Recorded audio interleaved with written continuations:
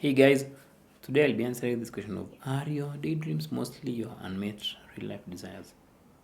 Actually, when you fantasize or when you just imagine things in your head, most of the time you realize that it's something which you are lacking in real life, which is very, very, very true and very, very normal. You may be lacking success in your life, for example, like you're not successful, you don't have a successful career, you don't have a successful relationship, like everything in your life has been a lot of failure. So what you'll realize is instead of you facing this reality or facing this aspect in real life that you are unsuccessful and you need to really do something about it. Maybe you need to change your career, you need to study, you need to do therapy, maybe you need to move to another country, maybe you need to just do something or which involves you taking responsibility in real life. When you really see how daunting that is, you do really feel that actually maybe instead I can't do this. You just really feel that maybe I can do this, so it's better for me to just create it in this imaginary world. So most of our fantasies, mostly, they are compensations of the things we lack in real life. That's why you may have a good relationship in your imaginary world, great parents, great friends, good job, successful life. You may be a celebrity and all those things, because in real life you are lacking all those things. So it's very, very normal to fantasize about what we don't have in real life. And that's actually what avoidance is. It's creating a scenario which you are better, instead of looking at where you are and just being honest with yourself and just being so willing to face it. So when you create or when you compensate what you lack in real world in your imaginary world, it means that you are avoiding dealing with what you lack.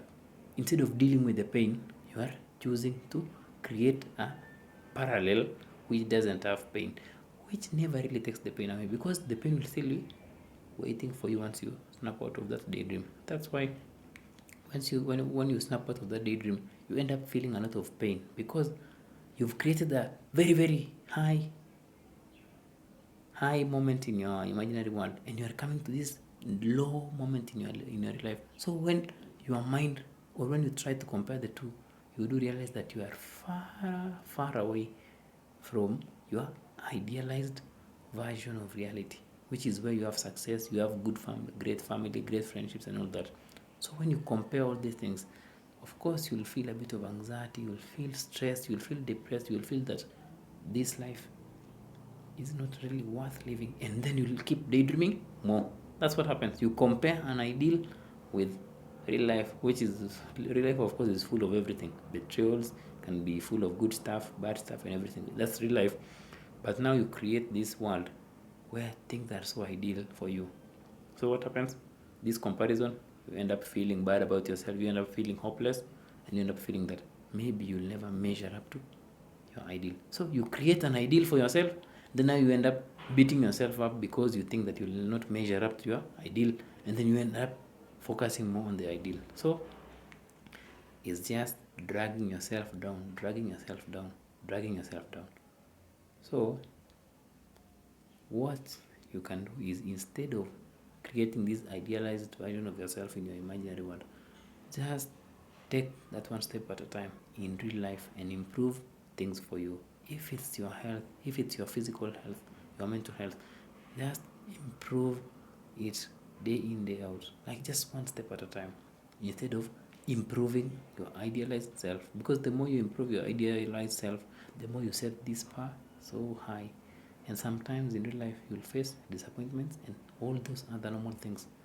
And you may not really measure up to the idealized self because of the various uncontrollable aspects of real life. So you may idealize your real life desires in your imaginary universe, but by doing that, you are hurting yourself and you are setting high expectations of yourself, and you're also priming yourself for failure. Until next time, guys, go easy on yourself, and also go easy on yourself in real life, not in the imaginary world, in real life. That's a better place to be.